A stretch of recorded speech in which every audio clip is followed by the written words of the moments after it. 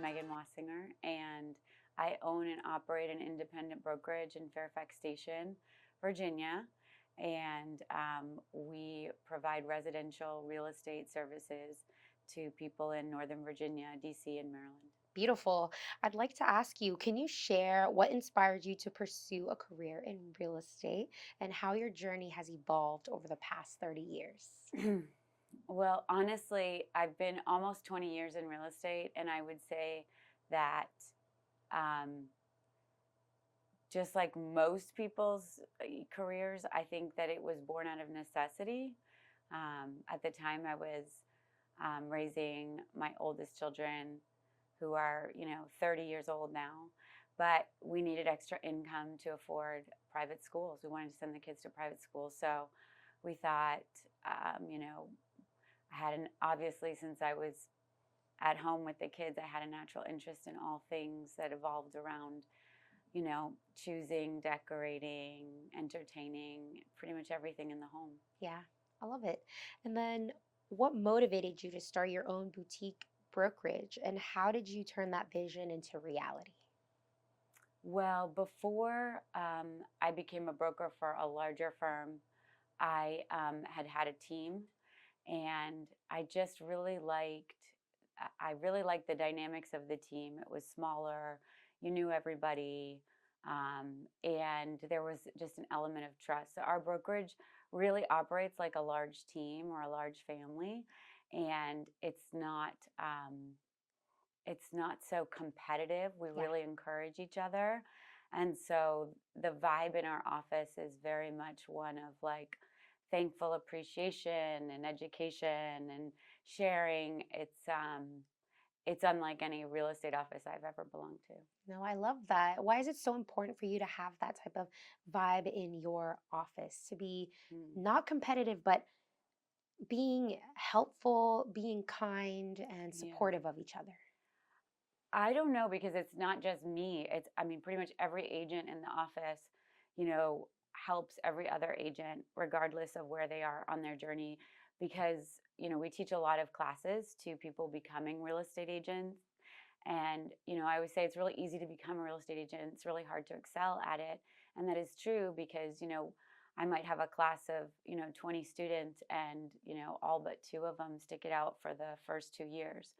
So, I think teaching just comes naturally to me. Being a mother of children, I'm naturally nurturing, but also I wanted to work in an atmosphere that I felt like I could, you know, flourish. And I'm just really into also paying it forward and helping other people that might have been in a similar position as me, transitioning from, double incomes to single income, and wanting some type of career that has the flexibility to both be a mom and work real estate. Because as real estate agents, we're really solo entrepreneurs, Mhm. and so we set our hours, and we can juggle a lot. I think especially as women, we juggle a lot. Yeah, no, for sure. And what you said there is that you want to be somewhere where you can thrive and you're able to have a supportive team behind you. Mhm. I love it.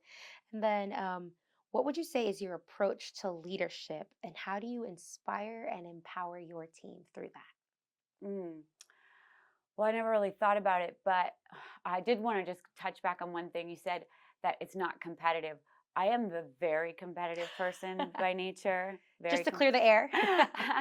because I wouldn't want my clients to think that I'm not incredibly aggressive and competitive when it comes to their um, Needs. needs and representing their best interests.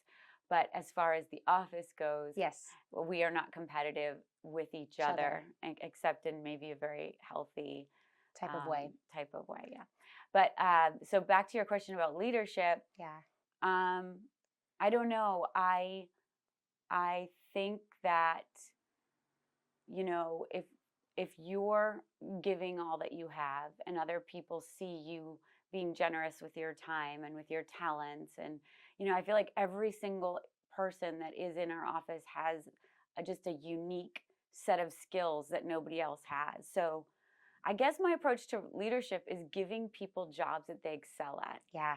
And then when I see that I've given them a task that is just like super stressful, I try to, in the back of my mind, I try to find ways to give them tasks that they're going to succeed and excel so that they get to the next confidence level. Yeah. You know what I mean? Because we didn't all start off our careers thinking we're the best at this. Nah. So encouraging people to really have small successes and building them up that way rather than, to try and turn somebody into somebody they're not overnight.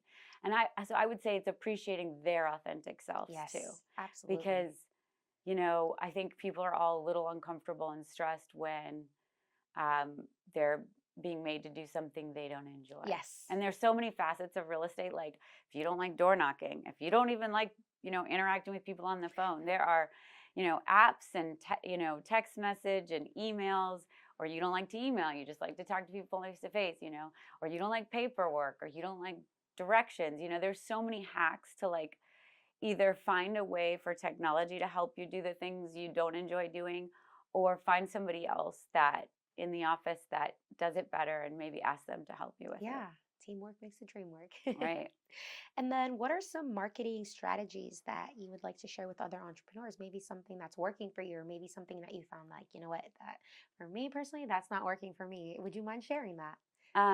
So I don't want to tell you all my secrets. Yeah, don't tell me all your secrets, but a little. But so I would say this year and towards the end of last year, I'm way more focused on social media. Um, I would say that's been a huge shift and further away from like digital. Yeah. Print media, more into like digital media, whether it be, ebooks or landing pages or ClickFunnels, posting content, having a content calendar, having events, having all your stuff be really varied. Like we teach classes, but we also host like appreciation parties. We do fundraisers for local groups. We recommend certain contractors. We have people come in and talk about staging and decorating, and we've even had cookie classes there. Like Oh, so, our office kind of is like a community hub. And so we have this great opportunity to take videos. That's why, I connected with your company because that was something I was really trying to grow in my yeah. business. Um, but just, having that physical presence, the physical office, it's very warm and inviting. And, but then also having a really strong social media presence. And I heard somebody say in a podcast recently, like, social media is the new door knocking for real estate agents, That's so true. or cold calling. Like, I was never one to really do a lot of door knocking or cold calling, but the traditional methods of reaching out to people are so different now, Yeah. post COVID especially. I don't think people appreciate you just knocking on their door, Yeah, no. They're like, who is it? So I would say, just really becoming a master at the platforms that you want to post at is super important. Yes. I've had to like really stretch my brain and learn things like CapCut and, play around with different apps and different services that maybe could streamline my time. Yeah. But I think that I would say becoming proficient at and comfortable in front of a camera and comfortable in your skin and who you are and being Yes. authentic. I think that really comes across. But also, doing the tedious work of editing and posting Oh, and yeah. like that is what takes 90% of the time.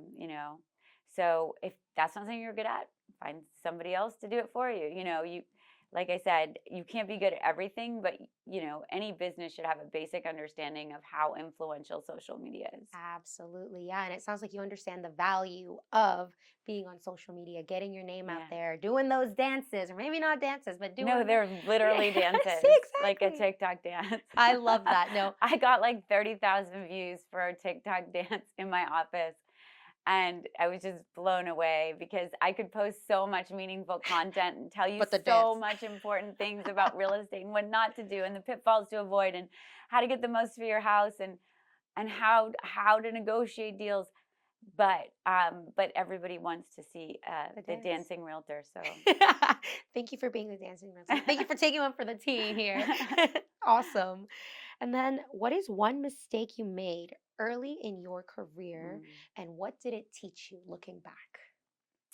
Oh, so I made a huge mistake early on in my career, and that was as I was, I was a stay-at-home mom and transitioning into real estate. Of course, it just, was weekends, evenings.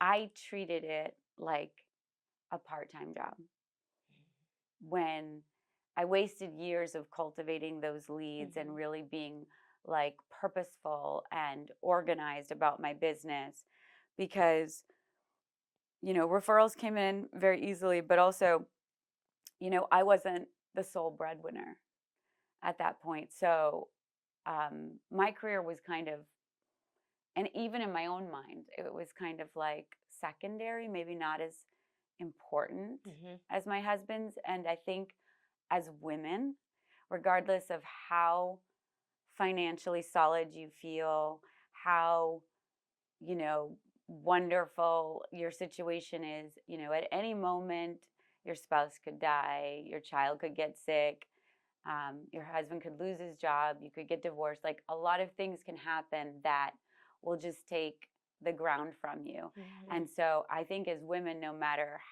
how much you might identify as one thing, always having something for yourself in case the unexpected Happens. happens. Yeah, no, that is so true. And oftentimes we aren't thinking of the unexpected. Hmm. Most of the time, it really does come unexpected, and Hmm. you're really thrown for a loop there. But having that, I guess maybe a backup plan too can kind of help, or maybe thinking of those things and preparing for it. But you can't really prepare for certain things, but just being Or aware that, just having some sort of financial independence, I yeah, would say. And I mean, that's not outlandish advice in today's day and age, yeah, but I was married very young, and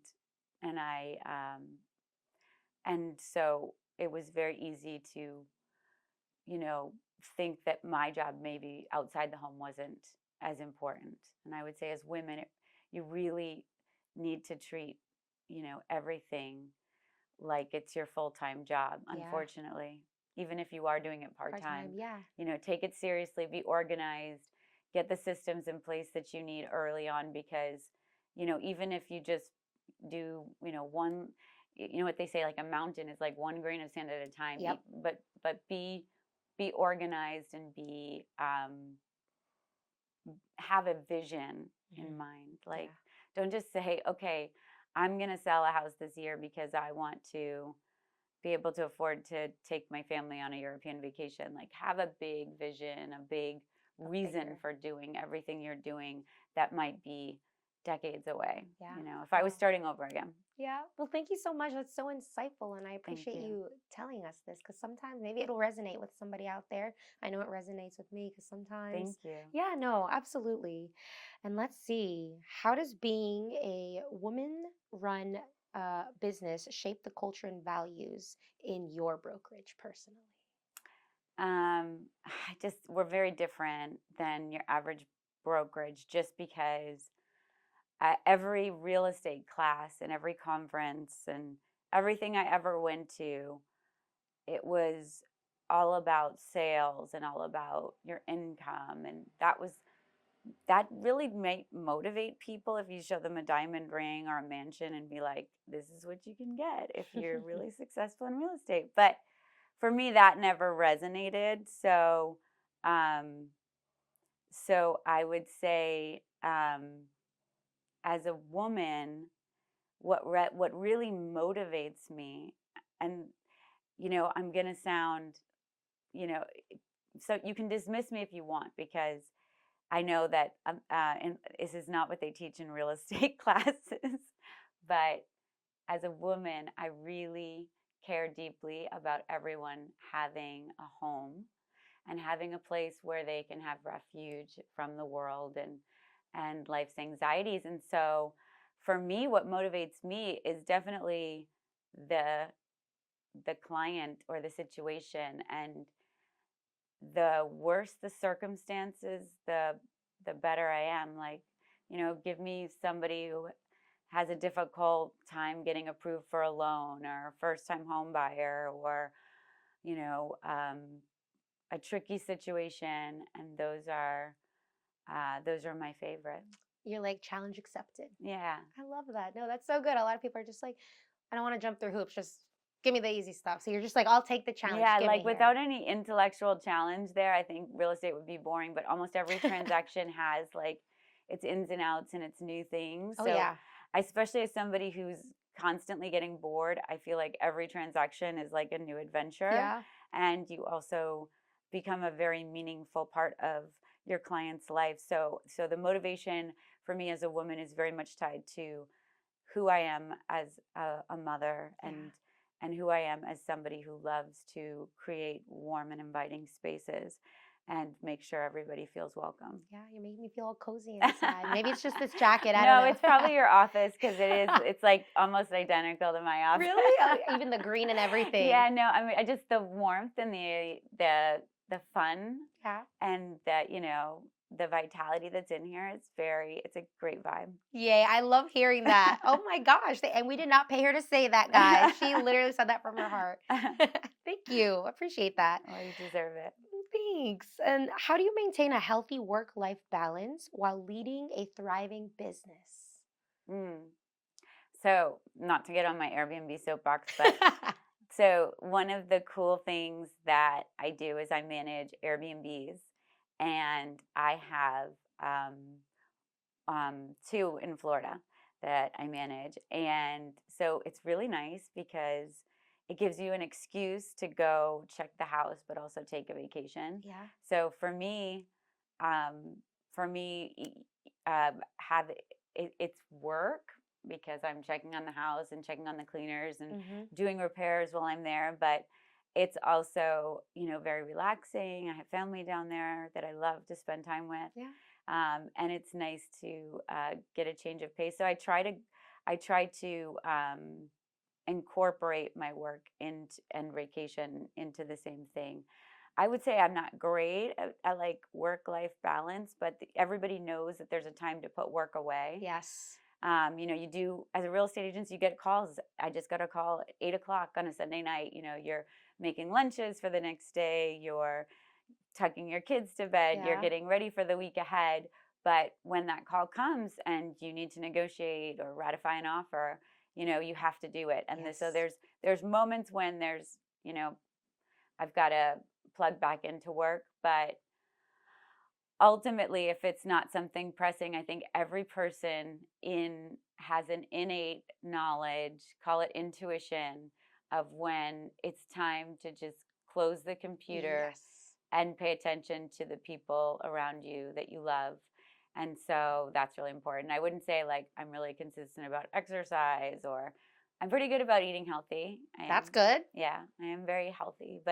Um, but I think whenever you hyper focus on one area, and for me right now, that's real estate and the business, whenever you hyper focus on one area, the other areas like lag a little bit. So Yes. you are constantly trying to Get that balance. get that balance, that justice balance back in line. But I think that's life struggles, not just a struggle of a woman. Yeah, no, that's Although definitely we life. do a really good job We sure do, balancing and right? juggling. Like, I'm like, okay, I've got to be here for this and here for that. And somebody has to go to the hospital. Like, you know what I mean? So I feel like those things never stress me out. I just try to prioritize them. Yeah. What's the most important thing at this moment? Yes. Well Mhm. said, for sure.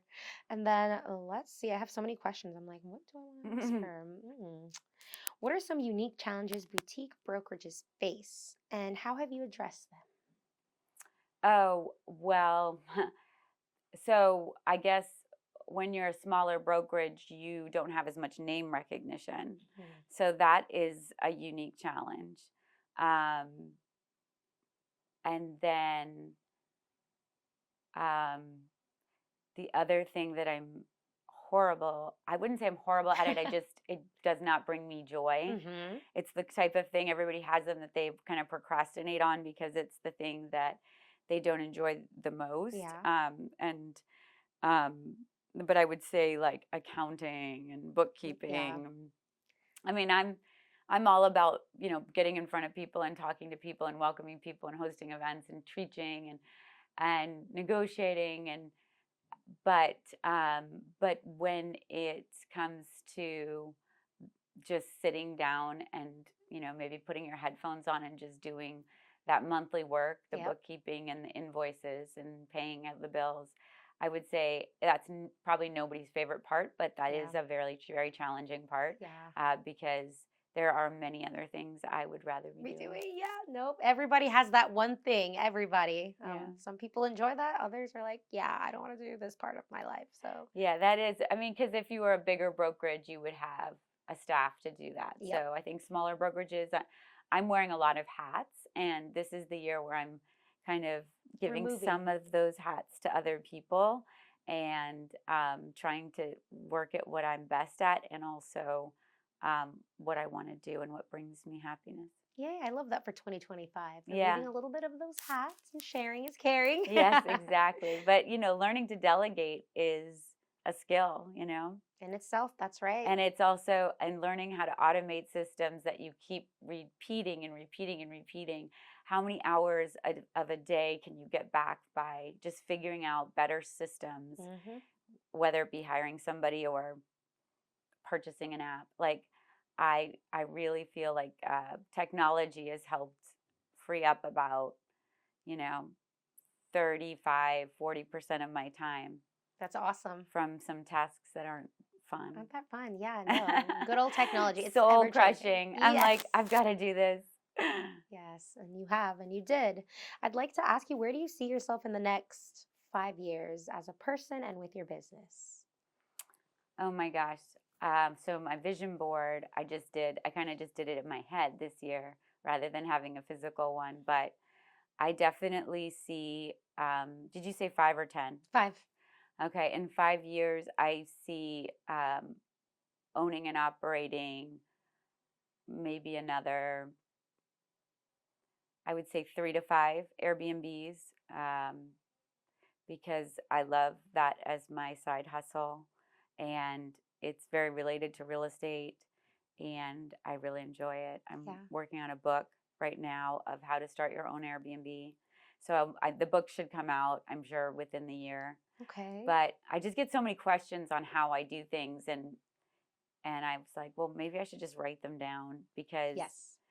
it's really hard to give everybody everything that you figured out and learned and all your tricks but I'm like I want to share it with you because maybe you want to do this too and Yeah. you could have this great passive income and a great vacation house. So I would say this, so that's my goal for that. But my main goal is obviously on the business and growing my agents. I think I want to, you know, I don't want to grow too fast because I want them really well trained, Yeah. but probably within 5 years, growing the real estate agents and just becoming kind of a brand name, especially in our local area, um, because we pour into the community so much. Yeah. And I'm somebody who just really feels like, the more you pour into the area that you live and work and play, like the more they'll give back to you Yeah. without you asking. Yeah. It comes around like Hmm. that good karma, Hmm. right? I love it. Is there anything that I have not touched on that perhaps you would like to share, whether it's about yourself or your business? You have the floor. My gosh. No, I just really appreciate you having me here today. I didn't come with any agenda or anything in mind. You told me just to we're just having a We conversation. are. So Yeah. no, I think just, if you're watching us on social media, there's great things to come, great content. And, don't be afraid to reach out or stop by the office. We absolutely love it. I love it. And now, my final question. Do you have a quote, a saying, or a mantra that has inspired you? And if so, would you mind sharing that with our listeners? I have so many, but I know I'll mess it up. That's okay. I won't hold you to it. Um, uh, I would say,